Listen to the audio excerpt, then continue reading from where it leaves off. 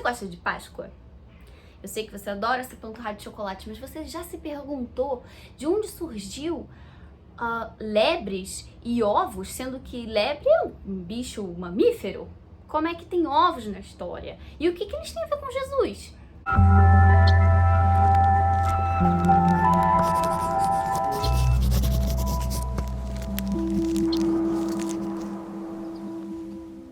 Bem-vindos ao canal, um canal que tirou férias, eu sei, muito tempo de férias, peço desculpas, espero poder voltar agora, né, com mais conteúdo, mas é que a coisa ficou meio assim complicada, ficou meio na correria,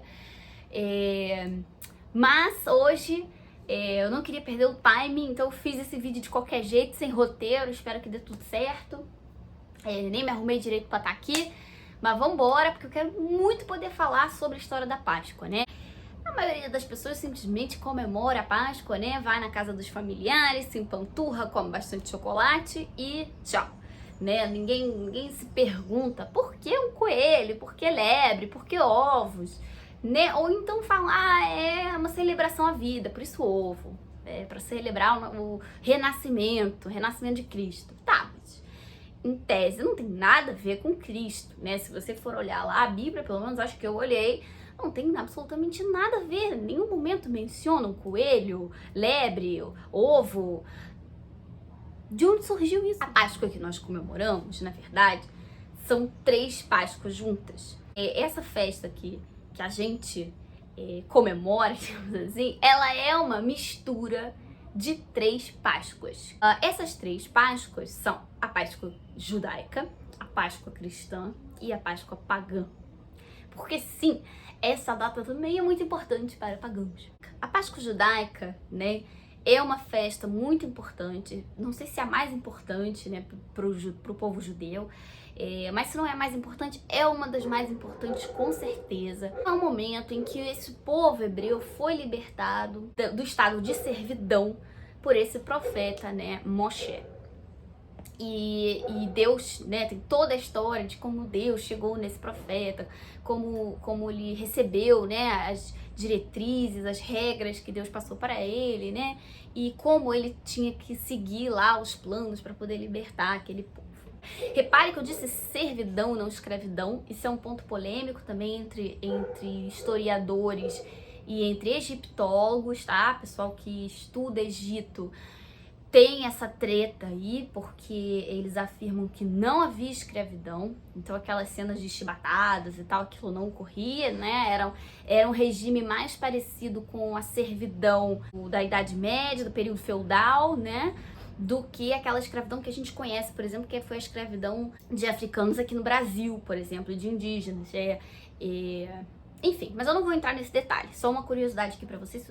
Esse povo vivia lá na servidão, ele estava lá no Egito desde que José, aquele dos sonhos, lembra das vacas magras, gordas e tal, ele teve um cargo muito político, né, ele ganhou um cargo político lá, foi crescendo dentro do Egito.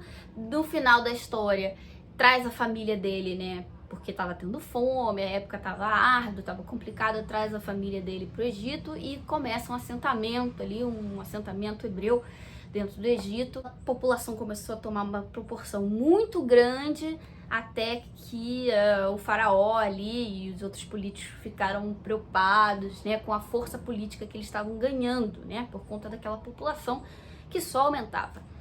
Daí veio a história de que o faraó mandou matar os bebês que nasciam e tal, por isso colocaram o Moshe, que em português é Moisés, numa cestinha, e aí acharam ele, foi criado na família do faraó, essa história, enfim. Se você não viu o Príncipe do Egito, todo mundo viu o Príncipe do Egito, né? Se você não viu o Príncipe do Egito, conserte esse erro imediatamente e vá ver o Príncipe do Egito. Enfim, se você não lembra dessa história, pega a sua Bíblia mais próxima, tá? Abre em Êxodo pra você ler toda essa história aí, né, de como Moshe libertou o povo dele e tal.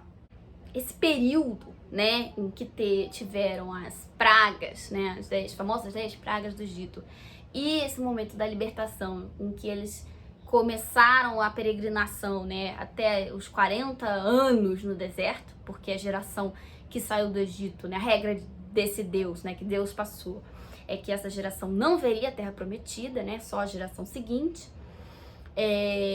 Por isso, né, bom, pelo menos os entendidos estudiosos da Bíblia, né, dizem que é por isso, porque se você olhar no Google Maps hoje, a distância, né, de um lugar até o outro que Moisés percorreu lá com o povo dá, sei lá, uns 15 dias. E se você andar, tipo, devagar, porque o Google Maps a pé anda devagar. Eu ando mais rápido que o Google Maps a pé, então, assim, é devagar mesmo a parada.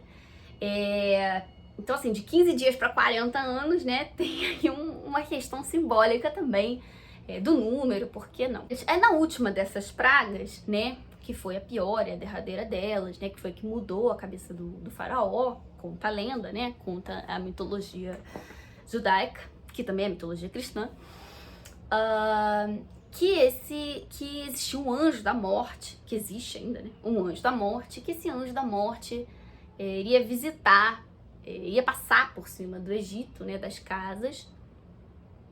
Ele ia saltando, né, com suas asas sobre os telhados das casas.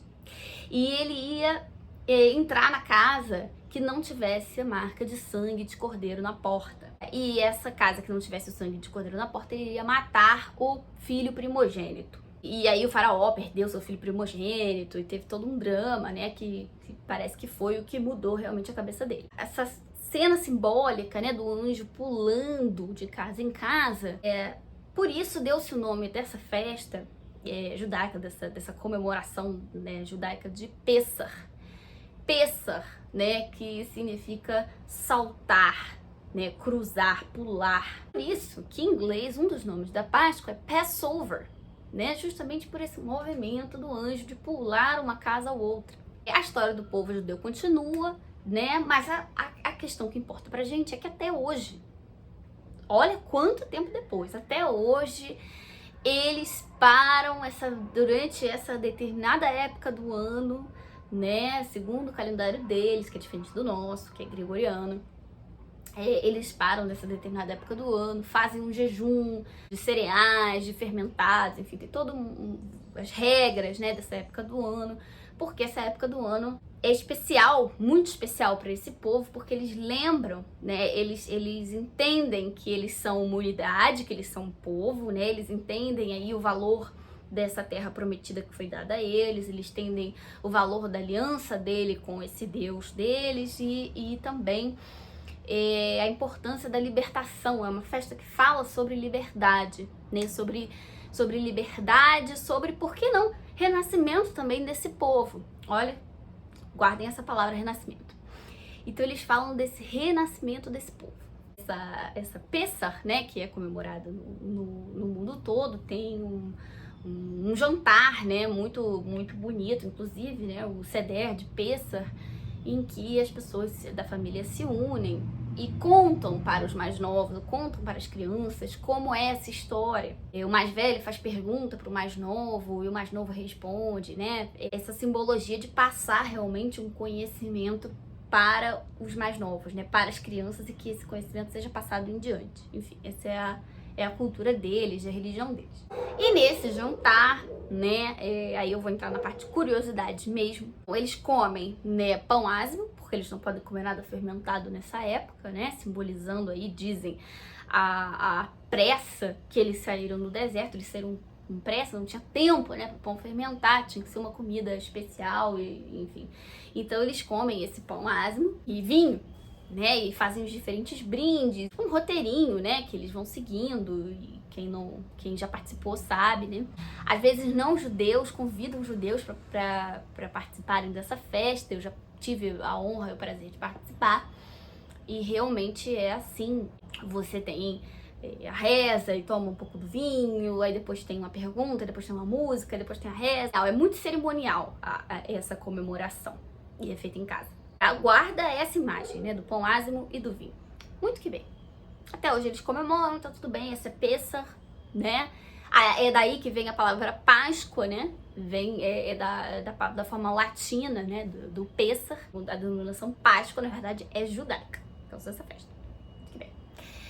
Vamos para a Páscoa cristã. O que é a Páscoa cristã? Se você lembra bem, se você é cristão, né, ou foi em um momento, você provavelmente vai lembrar que Jesus ele decide passar a Páscoa em Jerusalém. Ele chegou um pouquinho antes da Páscoa, foi super bem recebido. Lembrando que a Páscoa para os judeus é uma época, né? São vários dias, porque tem as noites, né? Cada noite é uma reza, depois tem o contar, enfim, é super complexo, mas super complexo pra quem não é judeu, né? Tipo, no meu caso. O que importa pra gente é que a noite anterior, né, antes da traição e antes da crucificação, aconteceu uma comemoração que ficou marcada também, né, não só na religião e na história, mas como na história da arte também, né? A gente tem inúmeras pinturas falando desse momento, sim, a Santa Ceia, né, a famosa Última Ceia. Bom, essa Última Ceia, ou a Santa Ceia, né, foi o momento em que Jesus reuniu-se com os apóstolos, né, que era a dita família espiritual dele, para compartilhar pão e vinho. Não é isso que a gente aprende por alto? Pois bem, esse dia era um dia de comemoração de Pêssar. A Santa Ceia, na verdade, é um seder de Pêssar, né? É esse jantar que as famílias passam juntas, porque os apóstolos eram a família espiritual de Jesus. E ele reparte o vinho e o pão, na verdade, não era pão, era pão ázimo, era o matzá, né? Porque eles não poderiam nessa época estar comendo pão, nada fermentado. Então eles comem essa matzá, que é tipo um biscoitinho de água e sal, sem sal.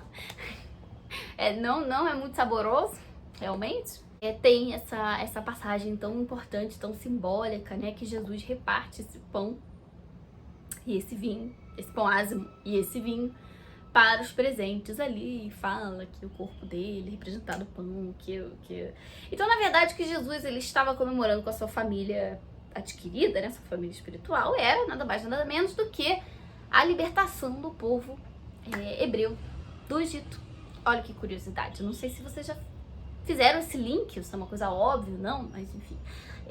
Pra mim, que não sou cristã, tudo é uma novidade incrível, então eu adoro ler sobre essas coisas. Esse acontecimento, né, da crucificação e da ressurreição, bom, estamos falando da perspectiva cristã, então vamos lá. Da crucificação, da ressurreição, aconteceu numa época da Pêssar. Quando o cristianismo se tornou a religião oficial do Império Romano, né, então para eles tornarem a religião oficial mesmo daquele império ainda muito grande, tiveram que colocar aí umas regras, né? Tiveram que fazer um copy-desk ali nos textos, né? Umas reuniões para decidir o que ia rolar, o que não ia rolar. Uma dessas reuniões ficou conhecida como Concílio de Nicéia e foi em 325, se não me engano, exatamente, depois de Cristo. E nesse concílio, né, nessa reunião da Igreja Católica, várias decisões importantes foram tomadas. Decisões como, essa parte aqui vai entrar na Bíblia, essa parte aqui não vai, essa parte aqui vai entrar, essa aqui não vai, e essa aqui não vai. Vamos mudar essa vírgula aqui. Nessa reunião, uma das preocupações, né, da galera ali da alta cúpula era como vamos fazer a galera pagã, os paganos, ou seja, a galera cuja religião era do campo, né? Principalmente, porque as grandes cidades já estavam quase todas convertidas ao cristianismo, mas a galera do campo ainda resistia, ainda era pegada aos antigos deuses. Como é que a gente vai fazer essa galera do campo, esses pagãos, participarem, serem cristãos, mas assim, no dia a dia, né? Então, uma das coisas que acontece nessa assimilação, nessa dominação, vamos transformar datas importantes pagãs em datas católicas. E isso acontece em várias festas, né? E aí eu posso falar aqui de Natal, por exemplo. Aliás, eu tenho que fazer um vídeo só de Natal, porque Natal é outra festa sensacional. O que eles resolveram fazer? Eles falaram, então, a gente tem um probleminha, principalmente na Europa Central ali, principalmente a parte da Germânia, né, que seria a parte hoje da Alemanha, um pedaço da França ali, Europa Central mesmo, tem uma festividade muito forte.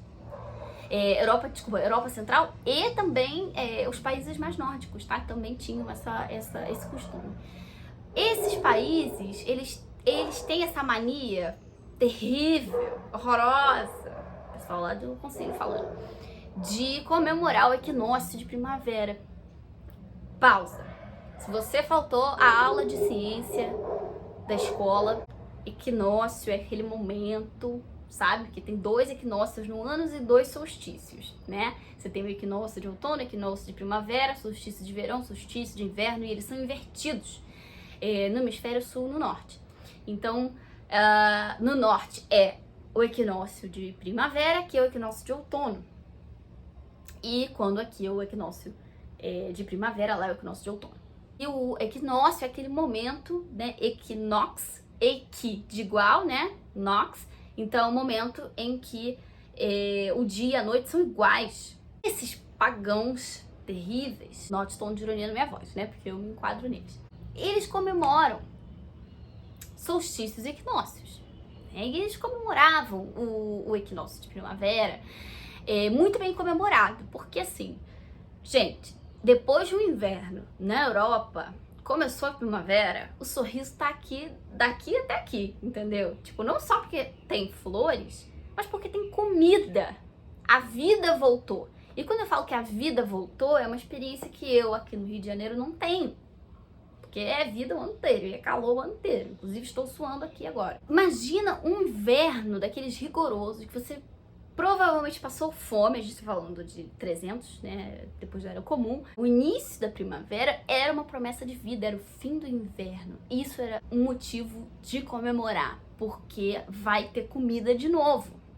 Os animais vão engordar de novo, o plantio vai crescer, então você tem toda uma questão. Lembrando que essas antigas religiões, vamos botar assim, né, essas religiões do campo, chamadas pagãs, tinha uma conexão muito forte com os ciclos da terra. Justamente a galera estava no campo, né? Precisava da natureza para colher, para se alimentar, então eles agradeciam a natureza. E existia uma deusa, existia não, existe, né? Uma deusa que se chama Ostre.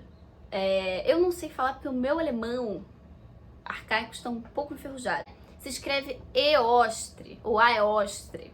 E é daí que vem a palavra, que é a segunda palavra para Páscoa no inglês.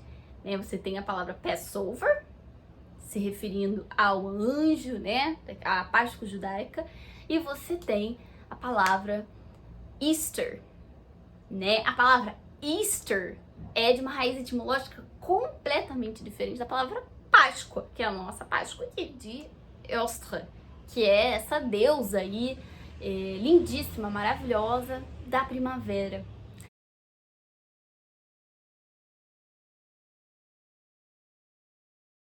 E essa deusa da primavera, ela era a deusa da fertilidade. Então veja bem, ela era a deusa da fertilidade, ela era muito feminina e ela era sempre representada com passarinhos e lebres.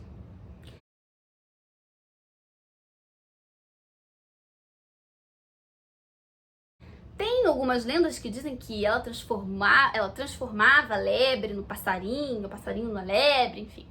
Mas o fato é que ela era sempre representada com lebres. Lebre, se vocês não sabem, se vocês nunca tiveram um coelho em casa na vida, se reproduz com uma quantidade assim, mas muito rápido. É um bicho mesmo que representa a fertilidade, porque os bichos sabem se reproduzir. É um negócio assim impressionante. Os símbolos da deusa são esses: a lebre e os passarinhos. Então o que eles faziam no início da primavera, né, no equinócio de primavera? Essas pessoas que tinham fé, né, nesses ciclos da natureza, as pessoas que tinham fé a essa deusa faziam oferendas a ela. Pediam para que que ela pudesse fertilizar os campos, né, já que ela era deusa da fertilidade. Então eles ofertavam ovinhos coloridos, pintava-se ovos, né? Ou então tingiam eles em tintura natural, né? As coisas eram um pouco mais difíceis. As pinturas lindas que tem hoje não é bem o que acontecia antigamente, né, gente? Vamos ser sinceros. Mas eles enfeitavam os ovos e eles ofereciam aqueles ovinhos para essa deusa. né? Então a origem da lebre e dos ovos, sim, é pagã. Ah, mas eu escutei que tinha a ver com Jesus, o ovo, porque Gente, o Concílio de Nicéia fez de tudo para inventar uma lenda, uma história que encaixasse ovo, lebre e Jesus na história, mas não deu. Não rolou. Entendeu? Não rolou. Eu não sei vocês, mas pra mim não rolou. E ninguém tava me explicando direito que história é essa de coelho que põe ovo. Ao longo da vida eu fui juntando, né? Peças foram se encaixando. E hoje eu entendo a Páscoa que nós comemoramos aqui no Brasil como uma mistura dessas três festas. Por que não? De certa forma, a judaica, a cristã e a pagã são festas que, apesar de não terem nada a ver uma com a outra, acontecem por acaso na mesma época, né? E que falam, por que não, de coisas parecidas, né? Se a gente forçar um pouco a barra, a gente vai ver que todas falam de transformação, de vida, de renascimento, porque a primavera é uma promessa de renascimento, né? Afinal, a planta vai crescer, as flores vão nascer, daqui a pouco vai vir o calor, né? Vai ter alimento de novo, então, né? Tem aí uma promessa de vida. Bom, e onde surgiu o chocolate nessa história toda, né? Bom, a pergunta que não quer calar, gente, porque eu também não sei. Eu não sei de onde surgiu o chocolate. Eu tenho teorias, eu posso falar pra vocês o que eu acho. É muito difícil falar pra vocês, ó, foi exatamente isso daqui. É importante deixar claro aqui que eu não sou historiadora, não sou teóloga, apenas sou uma mera curiosa. Foram informações que eu fui colhendo ao longo da vida, foram se misturando e na minha cabeça eu estou compartilhando com vocês da forma mais informal possível. Então, se você tiver alguma coisa que discorda ou algum detalhe aí pra falar, né, sinta-se à vontade para colocar aqui nos comentários.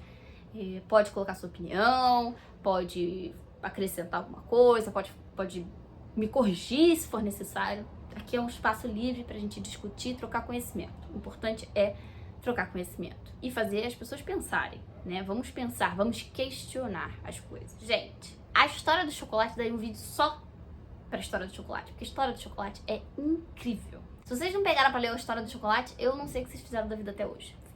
Peguem história do chocolate, dita no Google história do chocolate, como aquilo viaja e é transformado tantas vezes e hoje é essa coisa, né, endeusada por toda a humanidade, né? Onde entrou o chocolate nessa história?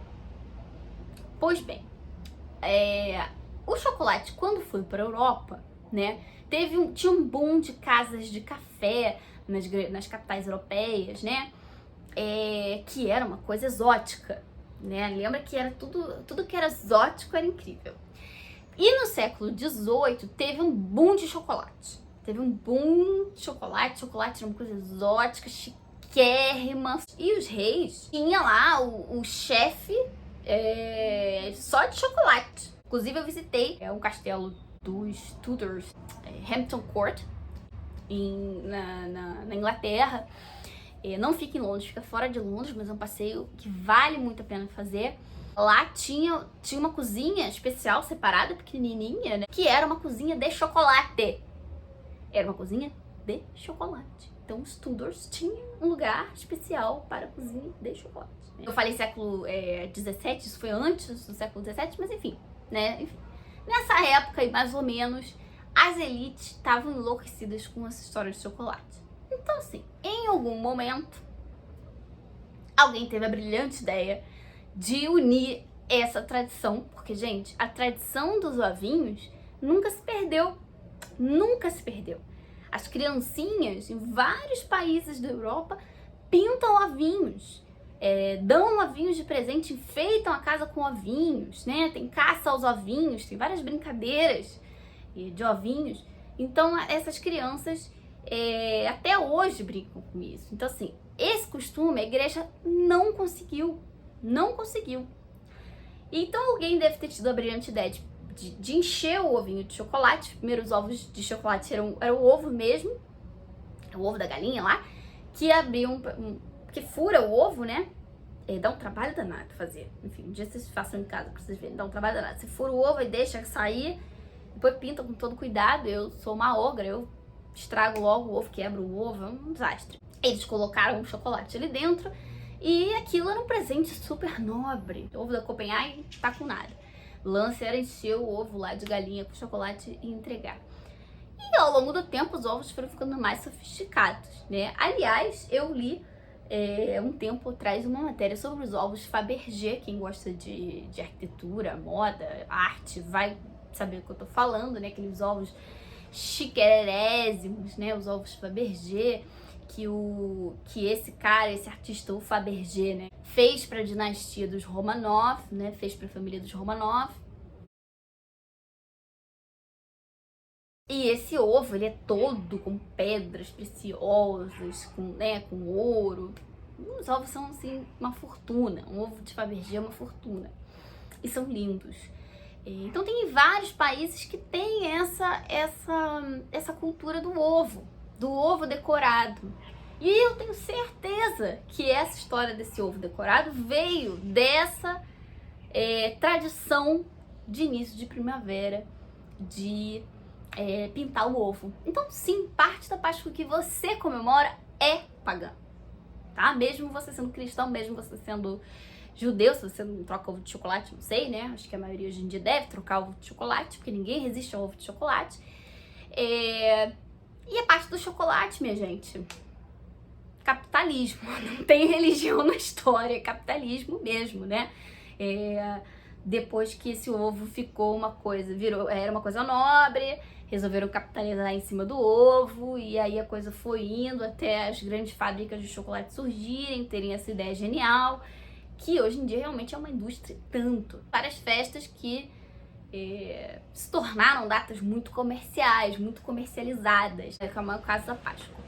Mas agora, pelo menos, vocês já sabem um pouquinho de onde surgiu isso, né? Já sabem de onde surgiu o nome Páscoa, sabem que não tem nada a ver com o nome Páscoa não tem nada a ver com Cristo, né?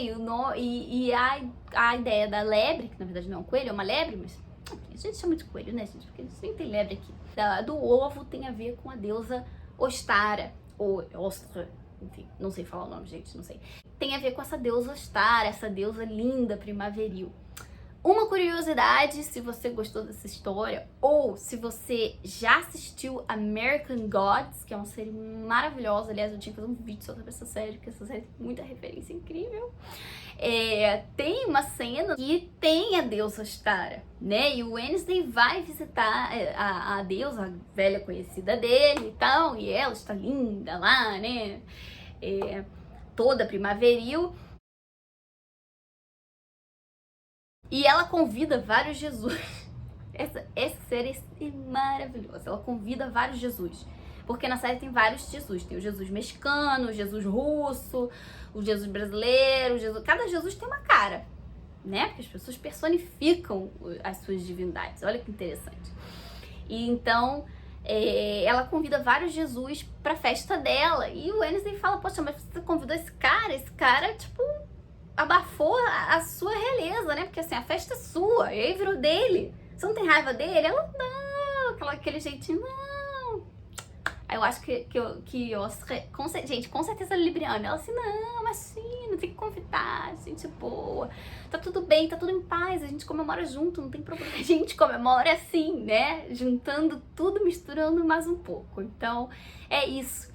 Agora, pelo menos, vocês vão saber, quando vocês comerem um ovinho de Páscoa, vocês vão lembrar dessa história e vocês vão lembrar dessa deusa. É isso, eu espero que vocês tenham gostado. Isso, se vocês gostaram, deem um like. E comentem aqui o que vocês acharam. Comentem se vocês já conheciam essa história, se vocês não conheciam. Um beijo, até semana que vem.